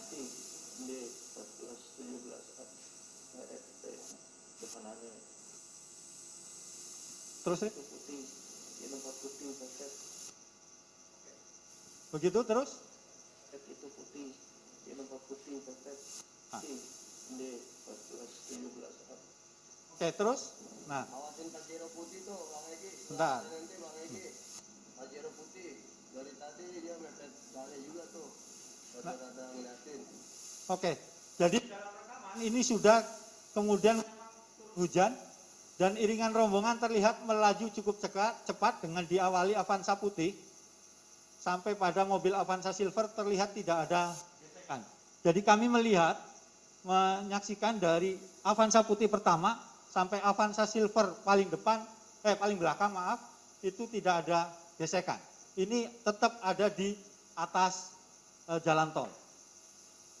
Rekamannya, Tarik. Awasin Pajero putih tuh, Bang Egi, sebelah kanan nanti Bang Egi. Pajero putih, dari tadi dia mepet sana juga tuh. Rada-rada ngeliatin. Oke, terus. Ini di kilometer 44, juga tetap Avanza putih tetap berada di depan iringan, rombongan, tetapi tidak terlihat adanya pergesekan. Ini jamnya, waktunya disesuaikan dengan yang di sini. Jadi yang ada di footage CCTV di atas. Terus rekamannya. Mobil-mobil itu udah tersingkirkan, alhamdulillah. Steril, alhamdulillah. Ini yang tadi sudah dijelaskan Pak Anam dalam konteks psikologi forensiknya itu seperti apa. Begitu. Berikutnya. Untuk Di kilometer 48, dalam rekaman terlihat hujan dan gelap, mobil-mobil tersebut terus melaju dengan dalam jarak berdekatan sampai pada turunan elevated di kilometer 48 dengan dimulai mobil Avanza putih. Tetap, artinya sepanjang tol kalau kita melihat dari Johor sampai kemudian kilometer 48, tetap mobil Avanza putih yang ada di depan. Konstan, stabil dalam satu barisan. Berikutnya. Berikutnya. siap. Nah, Nanti di pintu tol langsung tutup tuh, rombongan. Gimana jangan sampai ini ngikutin kita. Alisan. Egi. Ya, aman. Jaga. Di pintu tol nih. Halangin gimana caranya? Pura-pura kan bawa mobil kalian gimana caranya? Oke, siap. Izin lepas diri dari rombongan ya. Ani mau ngalih-ngalihin yang sama Denma nih. Bang Egi siap ngalih-ngalihin ya. Kita lepas rombongan dulu aja. Nanti kita minta Sherlock aja kalau sampai. oke. Ini kemudian gerbang tol Karawang Timur pada pukul 00.12.14 sampai 12.58. Mobil Avanza Silver dan mobil Chevrolet Spin melewati gerbang tol Karawang Timur sembali memperlambat laju kendaraan untuk menghalangi dan mengalihkan mobil yang membuntuti rombongan MRS. Sementara itu, 7 mobil lainnya melaju cepat ke dalam kota Karawang. Jadi 2 mobil ini kemudian mencoba menghalangi supaya yang menguntit itu kemudian memperlambat begitu dan kehilangan jejak. Jadi ini tangkapan CCTV yang ada di gerbang tol. Jadi ini ada ketangkap ini di 12.14 dan kemudian yang kedua adalah di 00.12.18. Terus? Gitu nih, ada di belakang ente. Kalau itu halangin coba, kalau itu halangin jangan sampai bisa awas ya. Bang Ambon agak ke kiri bang, agak ke tengah bang, biarin dia nggak bisa nyalip bang. 86, tutup habis. Nanti dia kasih makan jadi bang. Ini konteksnya kemudian pada rute ini di gerbang tol Karawang Timur sampai Jalan Ahmad Yani Karawang di Bundaran Plaza 0013 sampai 0023 mobil Chevrolet Spin dan Avanza Silver EPI menghalangi laju mobil yang diduga penguntit terutama yang berplat nomor PBQ dan KJD. Ini dari sini sampai ke sini begitu. Berikutnya. Oke, mau pelan aja bang, dia pasti ngikutin kita lagi kena hambatan di belakang dia bang. Kasihan bang, kita tungguin bang. Siap. Ini kita udah bikin busing dia dulu nih, soalnya udah jauh banget nih dari mobil Habib. Tahu, nanti ambil lurus. Udah terus aja bang, yang penting target aman. Yang penting tahu sampai lokasi dengan tenang, ya. Ayo muter-muter dulu, sama kiri duluan nih, 2 kit. Jadi Kirdun ya, bukan Kidrun ya. Ada kesalahan typo gitu. Ini dari lokasi Belt-in Karawang, lewat bundaran mobil Spin dan Avanza memperlambat laju untuk menunggu mobil penguntit kembali mengikuti mereka yang sempat tertahan di belakang. Jadi tadi yang disampaikan Pak Anam tadi, sebenarnya 2 mobil FPI itu punya kesempatan untuk meninggalkan 2 mobil penguntitnya, tetapi kemudian mereka memilih untuk menunggu. 2 mobil ini menuju arah Hotel Swiss Bell-In Karawang, sementara 7 mobil rombongan utama MRS sudah berada jauh dari mobil Spin, Lasus dan kemudian mobil Avanza dan Madar dan melewati rute lainnya. Ini tertangkap, yang tadi disampaikan Pak Anam, tertangkap di CCTV PHD Karawang, Pizza Hut Delivery Karawang. Ini, ya, seberang Swiss Bell ya, kemudian di pukul 00.28.38. Berikutnya. Nah, ini kemudian Swiss Bell-In Karawang, kemudian ke gerbang tol Karawang Barat. Memasuki jalan layang Ahmad Yani dari depan Hotel Swiss Bell-In Karawang sampai gerbang tol Karawang Barat terjadi eskalasi yang tinggi antara mobil Spin Lexus dan mobil Avanza dan Madar dengan mobil penguntit. Hal sebagaimana temuan berupa ini, sorry dikecilin lagi.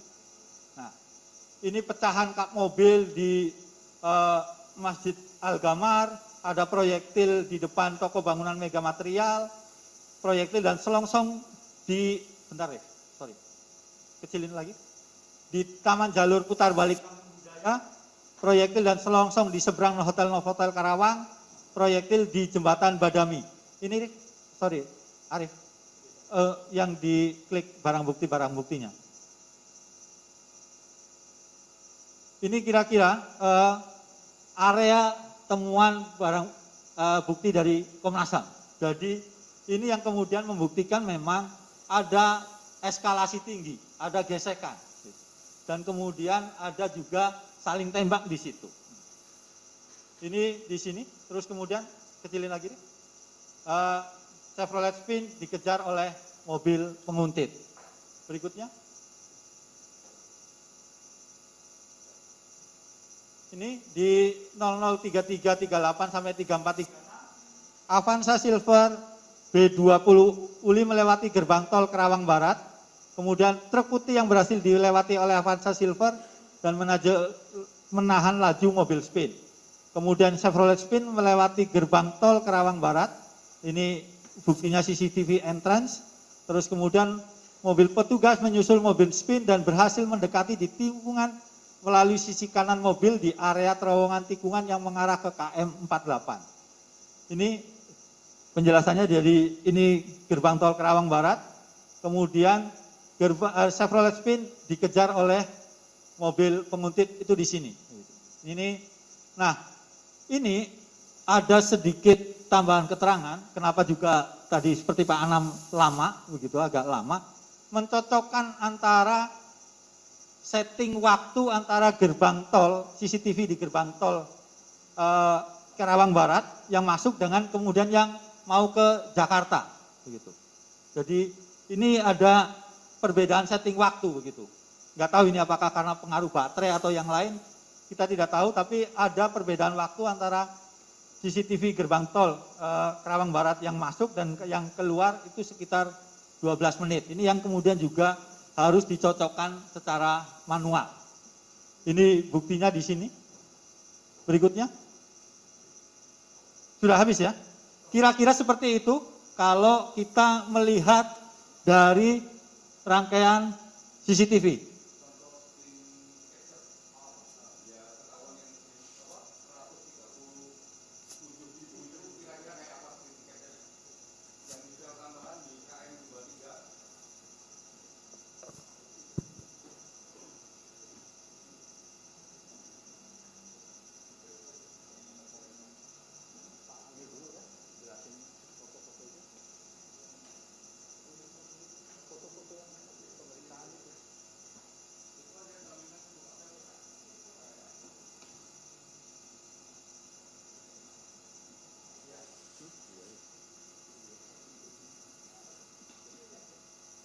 Ini soalnya kalau nggak ditampilin sayang, soalnya jumlahnya bagian dari 137.000 lebih. Ini teman-teman staf lumayan juga melototin. Ada. Di fase ketika eskalasi tinggi contoh-contoh voice note yang relevan dengan peristiwa itu ada nggak? Ada, dan nanti itu bagian dari laporan yang kami siapkan untuk Presiden. Biar tindakannya fakta yang semakin akurat dengan jejak lini masa dan sebagainya. Ya. Ini salah satu contoh screen capture. Lanjut lagi. Nah, itu 45 ya. MS ini, B45MS ini yang itu dia. Ini bagian dari rombongan FPI. Lanjut, yang PWG coba.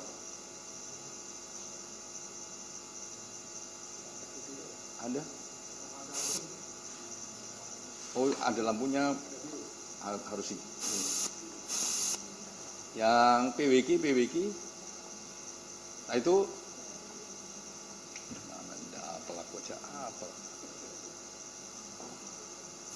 terus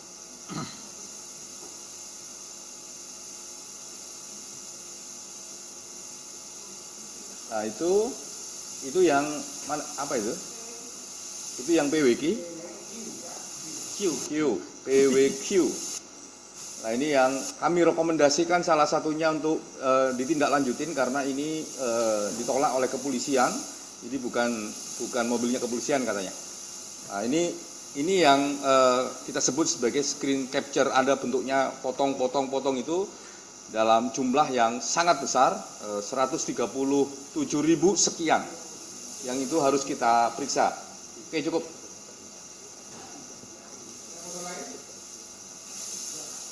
Aktivitas Kegiatan, silakan. Kapan kita bisa mendapatkan itu semua? Silakan Pak Amir atau Pak Ovan. Nah, mereka aja biar silakan.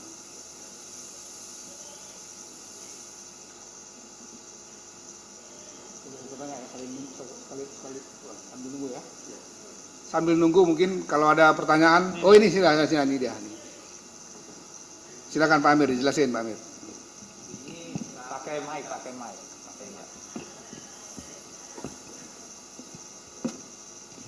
Ini saat tim Komnas datang ke Petamburan, ya, menanyakan di Petamburan ini malam tanggal 7 ini Munarman kan ya?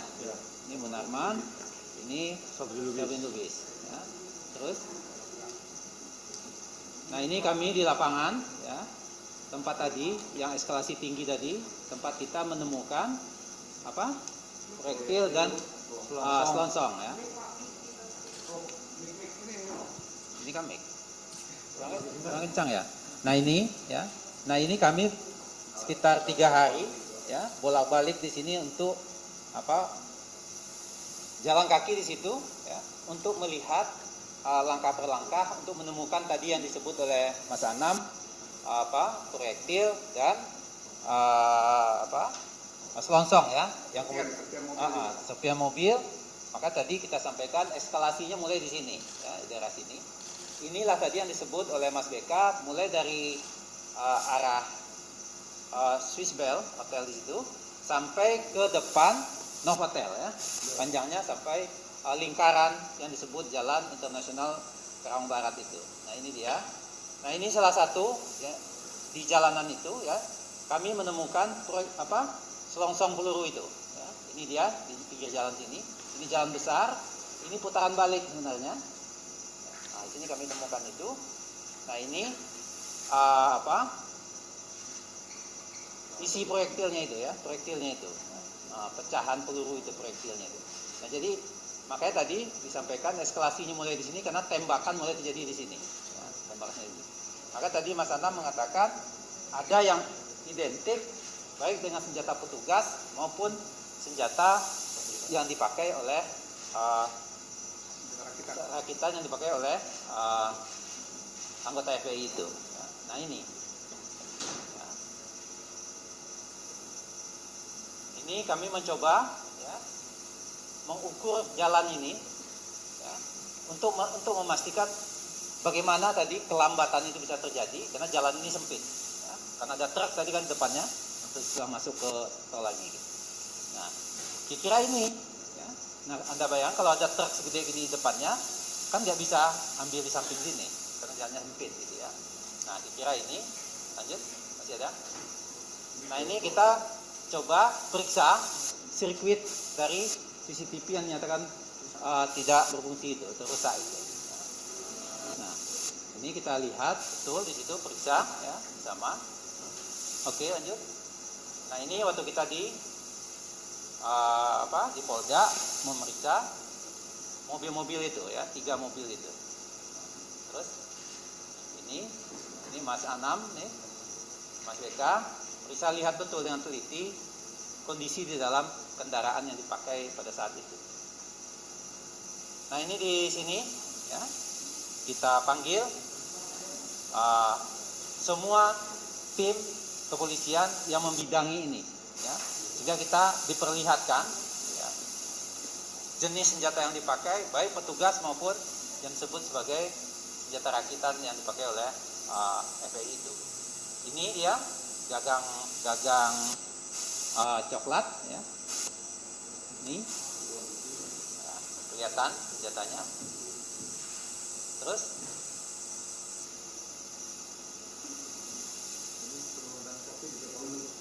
ini di saat kita minta keterangan di Megamendung, ada beberapa orang yang mengetahui keadaan di situ. Ya.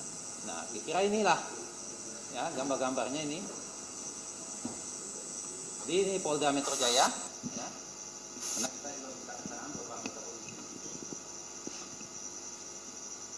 Ini saat di politiknya yang sampai menjelang subuh dari sore, dari siang. Nih, nah ini gagang putih yang rakitan. Nah, yang dipakai oleh ini ahlinya. Lanjut. Ini hasilnya ini. Nah, terus. Nah, ini di forensik di Komnas kita tanya. Lanjut. Nah, ini waktu di bawah simulasi itu ya, bagaimana penembakan, siapa melakukan apa, ya ini semua kita coba lihat berdasarkan keterangan yang panjang tadi sudah disampaikan Mas Anam. Oke, lanjut. Selesai. Jadi kira-kira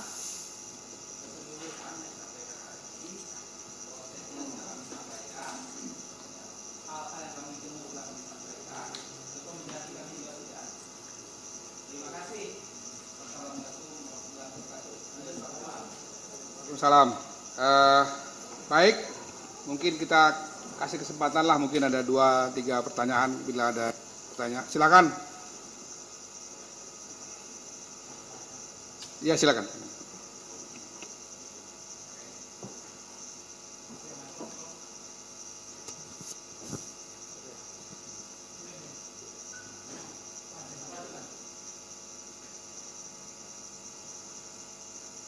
Terima kasih Bapak-Bapak, Ibu. Saya Gita Irawan dari tribunnews.com. Saya mau tanya terkait tadi ada satu hal yang juga diulang-ulang gitu kan. Itu terkait yang ketika ada FPI itu menunggu polisi gitu ya. Dan itu kan diulang-ulang. Artinya itu penting gitu. Itu artinya mengapa itu menjadi penting, dinilai dari Komnas HAM itu menjadi penting gitu. Bagian itu gitu. Apakah ada makna atau ada kontribusi besar terkait dengan rangkaian peristiwa atau seperti apa gitu. Part di bagian FPI itu menunggu polisi itu. Kemudian dari penyelidikan Komnas HAM itu sendiri sejauh ini apakah ditemukan misalnya pada saat kejadian itu FPI itu berhasil mengidentifikasi siapa yang membuntuti itu gitu. Artinya FPI tahu tidak gitu kalau yang membuntuti itu petugas kepolisian misalnya kayak gitu. Mungkin sejauh ini itu dulu. Terima kasih. Ya, terima kasih. Sebenarnya yang diulang-ulang tidak hanya di poin itu, ada beberapa poin yang tadi kami ulang-ulang. Nah, soal proses ditunggu, kenapa ditunggu dan sebagainya, ini memang penting bagi kita semua dengan asumsi begini, kalau nggak ada proses menunggu, peristiwa KM 50 nggak akan terjadi. Jadi kalau nggak ada proses menunggu, peristiwa KM50 tidak akan terjadi. Karena ditunggu, makanya peristiwa gesekan macam-macam, tembak-menembak, sampai KM50, sampai KM ke atas, itu nggak akan terjadi kalau itu nggak ditunggu. Nah itu menurut kami satu standing yang juga penting. Tapi kalau tadi dibaca diulang-ulang, sebenarnya ada juga yang lain diulang-ulang, enggak. Tapi ini penjelasannya begitu. Jadi peristiwa KM50 itu tidak akan terjadi kalau di titik-titik tadi itu nggak ada proses yang ditunggu gitu. Dan ini sebenarnya makanya beberapa hal yang ada di voice note, walaupun kami yakini kira-kira faktanya ABCD yang kami dapatkan, kami memerlukan untuk uji psikologi forensik. Kenapa kok ini bisa terjadi? Statement-statement yang dalam benak kami di awal ketika kami mendapatkan informasi tanggal 7 bahwa terjadi gesekan, terjadi ketegangan dan lain sebagainya, ternyata terus muncul voice note. Jadi kami itu turun duluan sebelum ada voice note. Jadi kami sudah mendapatkan keterangan sebenarnya. Kok ini berbeda dengan voice note gitu. Nah itu yang sampai pada akhirnya menemukan beberapa poin ini, dan kami merasa perlu untuk memanggil ahli psikologi forensik yang beliau mengatakan bahwa ini baseline-nya adalah baseline fighting. Jadi makanya poin tadi itu juga menjadi concern dari diskusi kami soal psikologi forensik. Sehingga kalau tidak ada yang menunggu tadi, tidak mungkin terjadi peristiwa 50. Toh ini juga terbukti bahwa ini penguntitan saja. Kalau ini mungkin ada aktivitas yang lain, ada niat yang lain, ya kenapa enggak di titik Sentul, kenapa enggak di tol di Jembatan Layang dan lain sebagainya. Nah ini juga mengklarifikasi beberapa waktu yang juga ditanya kepada kami Komnas HAM, minimal saya, yang mengatakan bahwa apakah ini ada pelanggaran HAM berat ataukah tidak. Nah dalam konteks seperti itu, satu, peristiwa ini nggak mungkin terjadi kalau nggak ada penunggu. Peristiwa yang menunggu dari yang tadi kita sebutkan. Jadi ini bukan lahir dari sebuah skenario perintah. Jadi tindakan itu bahwa ada pembuntutan, iya, tapi penuntutan itu sebenarnya bisa selesai kalau ya ditinggal aja, namanya dibuntutin ya ditinggal aja, nggak perlu ditungguin, terus nggak perlu ada semacam heroisme dan lain sebagainya. Itu kalau itu nggak ada ya nggak ada peristiwa 50, nggak ada peristiwa 51. Mungkin juga nggak ada jumlah orang yang meninggal dengan jumlah yang cukup banyak dan memprihatinkan kita semua sebagai bangsa.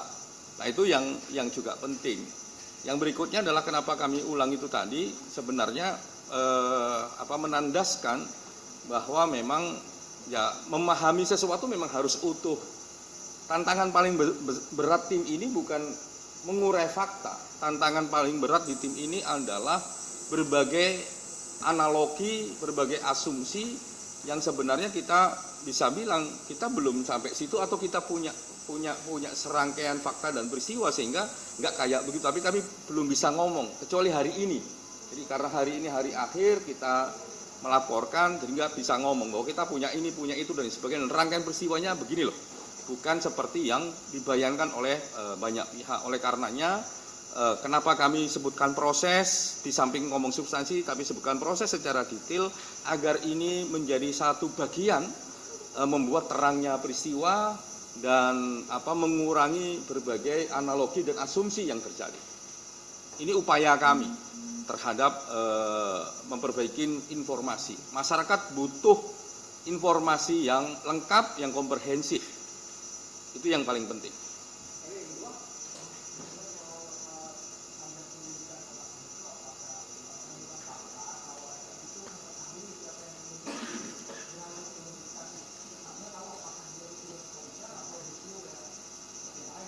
Keterangan lengkapnya nanti akan kami tulis dalam laporan kami yang sudah kami siapkan sebenarnya, yang ini akan kami tujukan kepada Presiden. Nanti setelah kami berikan kepada Presiden, nanti kami ungkapkan lebih detail lagi apa-apa yang disampaikan oleh FPI kepada kami, ya kan, apakah petugas ini siapa dan sebagainya.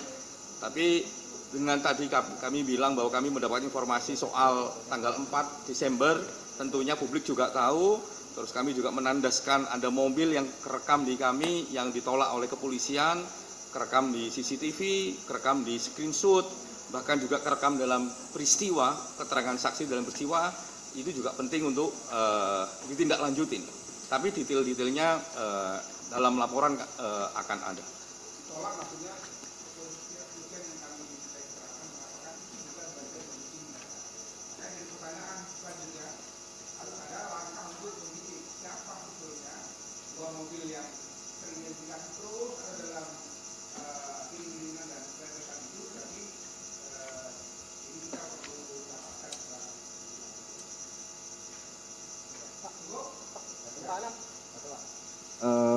Saya Pak Kumoro dari Kompas, Pak. Soal senjata, Pak, memastikan bahwa senjata rakitan itu milik FPI atau bukan? Karena selama ini pihak FPI termasuk menolak keras mereka memiliki senjata itu. Tadi disebutkan bahwa ada senjata rakitan yang kemungkinan punya FPI. Itu penjelasan dari FPI atau kemudian temuan dari mana? Terima kasih, Pak. Kalau soal terkait senjata rakitan, oleh pihak kepolisian dinyatakan memang itu punyanya FPI. Oleh FPI dalam keterangannya dinyatakan bukan miliknya FPI. Tapi dengan jejak yang kami temukan itu proyektil itu berkesesuaian secara identik dengan peluru yang keluar dari senjata rakitan. Itu yang pertama. Yang kedua, secara detail-detail sebenarnya tidak hanya berupa voice note maupun transkrip yang diberlakukan dalam konteks pemeriksaan oleh kepolisian yang disampaikan kepada kami, dan kami juga mendapatkan informasi yang lumayan identik dengan yang dilakukan oleh kepolisian, itu adalah celebrate. Jadi yang juga diberikan kepada kami oleh pihak kepolisian adalah hasil celebrate dari HP yang dirampas oleh kepolisian. Nah, hasil celebrate itu sama kepolisian dijadikan satu indikasi kenapa itu menjadi miliknya FPI. Itu keterangannya kepolisian. Kalau kami mendapatkan keterangan dari FPI dalam bentuk yang lain, gitu ya, yang mungkin tapi ini butuh satu tindak lanjut lagi, yang mungkin bisa identik atau tidak identik dengan apa yang diselibrit oleh pihak kepolisian. Oleh karenanya dalam rekomendasi kami soal kepemilikan senjata oleh FPI harus ditindaklanjutin apakah betul dan tidak. Kalau betul ya harus ada tindakan hukum, kalau tidak ya harus diklarifikasi. Itu makanya ini menjadi salah satu poin rekomendasi di kami.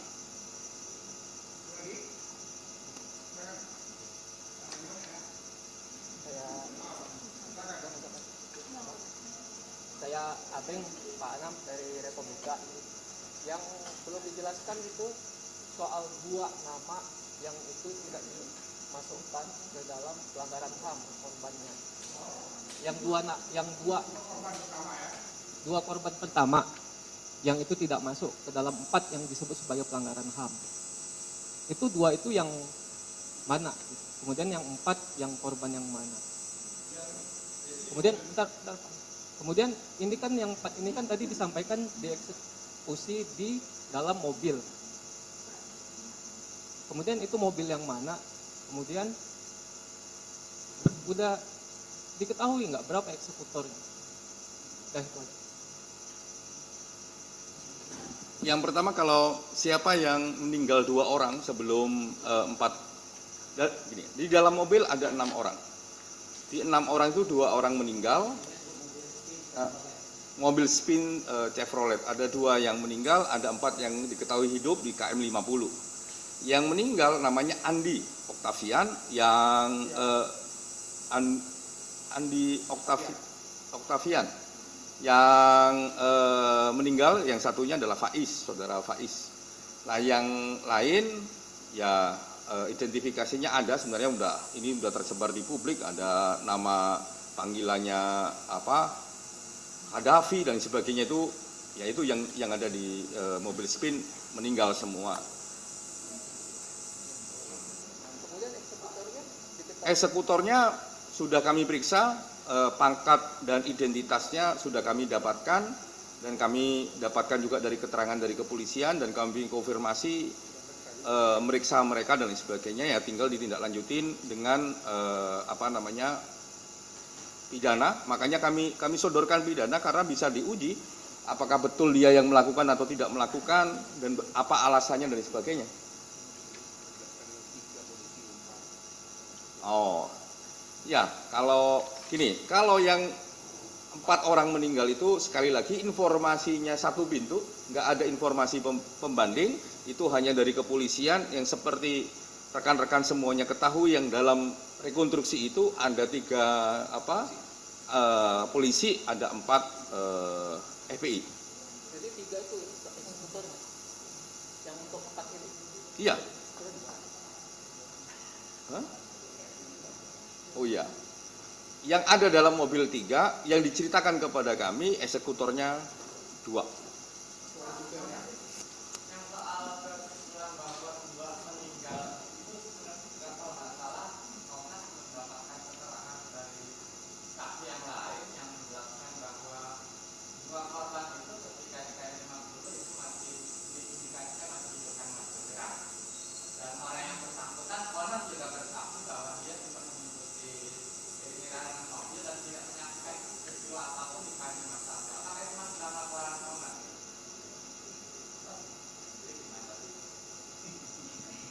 Enggak, yang ditanya oleh Mas Riki informasinya patah. Orang yang paling sederhana misalkan orang tersebut tidak masuk dalam iring-iringan mobil ketika pergi dari KM 50. Sehingga apakah persepsi kita sama? Ya saya nggak tahu. Tapi yang kami pastikan bahwa ada satu saksi yang sangat dekat dengan peristiwanya yang melihat meninggal. Itu bagian dari laporan yang akan kami sampaikan kepada Presiden agar mendapatkan perhatian yang kuat sehingga penegakan hukum terus keadilan bagi keluarga korban terjadi. Termasuk juga soal Senpi tadi.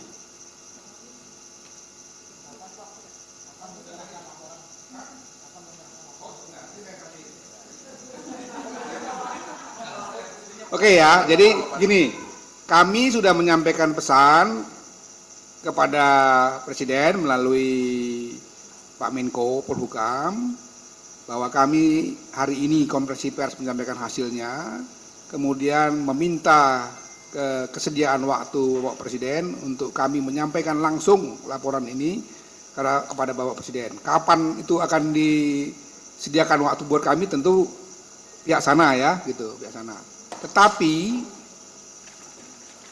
terlepas nanti kita masih menunggu jadwal dan macam-macam, kami pasti akan segera mengirimkan laporan itu lengkap ini kepada Bapak Presiden dan Menko Polhukam. Tadi seperti saya katakan di awal, sebetulnya dalam undang-undang nggak disebut mekanisme prosedur bagaimana kalau Komnas sudah melakukan penyidikan, laporannya diberikan kemana, itu nggak ada dalam undang-undang. Tapi kami menganggap bahwa Presiden sebagai kepala negara tentu yang paling berkepentingan untuk kami sampaikan laporan langsung dari hasil penyelidikan, sebagaimana juga sudah kami lakukan ketika kami melakukan penyelidikan pemantauan untuk kasus pendeta Yeremia. Laporannya kan kami serahkan langsung pada Presiden waktu itu. Ya mudah-mudahan nanti ini bisa segera diterima, tapi sebelum diterima pun kami akan kirimkan secepatnya supaya Bapak Presiden dan jajarannya bisa segera membaca, mempelajari, dan tentu saja harapan kita menindaklanjuti sebagaimana rekomendasi yang sudah disampaikan oleh Komnas HAM. Kalau kita dengarkan pada tanggal 13 Desember Bapak Presiden mengatakan kita percayakan pada Komnas HAM untuk melakukan penyelidikan karena ini lembaga negara independen. Kita juga berharap nanti hasil-hasil ini dan temuan-temuan kami sudah rekomendasinya juga ditindaklanjuti gitu ya, sebagai bukan penghormatan kepada Pak Anam, tapi penghormatan kepada ketatanegaraan kita di mana ada lembaga negara independen. Ketika ada masalah seperti ini, maka serahkan dan berikanlah kepercayaan kepada lembaga negara independen. Bukan karena kebetulan kami komisionernya, tapi sekali lagi lembaga negara yang memang diberikan mandat oleh undang-undang untuk itu. Sehingga kita nggak lagi berkontroversi, bahkan ada yang mau mengundang mahkamah internasional dan macam-macam, yang itu tentu saja tidak dalam konteks hukum yang ada sekarang. Bahkan juga kami percaya bahwa internasional pun pasti akan lebih mempercayai laporan Komnas HAM karena Komnas HAM merupakan bagian dari Global Alliance untuk National Human Rights Institution. Akreditasi Komnas HAM ini A. Jadi laporan kami sangat percaya akan dipercaya oleh lembaga-lembaga UN itu. Komnas anggota dari Global Alliance National Human Rights Institutions, jadi aliansi global Komnas HAM seluruh dunia, dan akreditasi Komnas HAM itu A. Jadi kalau lembaga Komnas seperti Indonesia ini yang akreditasinya A membuat satu kajian, membuat satu pendidikan, pemantauan, insya Allah mereka percaya.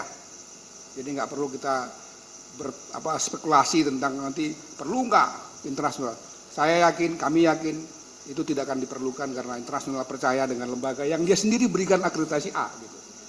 Kurang lebih gitu ya. Terima kasih banyak. Sekali lagi cukup panjang konferensi pers kita ini karena ini untuk sekali lagi memperjelas apa yang terjadi pada peristiwa 7 Desember yang menarik perhatian kita semua di dalam negeri, luar negeri, dan mudah-mudahan setelah ini tidak ada lagi spekulasi apapun, hoax ya yang beredar kemudian membuat masyarakat bingung. Keterangan kami mudah-mudahan cukup jelas, clear semua, fakta-faktanya dipaparkan. Mudah-mudahan juga setelah itu ada tindak lanjut dalam arti penegakan hukum untuk mendapatkan keadilan bagi semua pihak, khususnya korban dan keluarga korban. Sekali lagi terima kasih. Assalamualaikum warahmatullahi wabarakatuh. Selamat sore, salam sehat buat kita semua.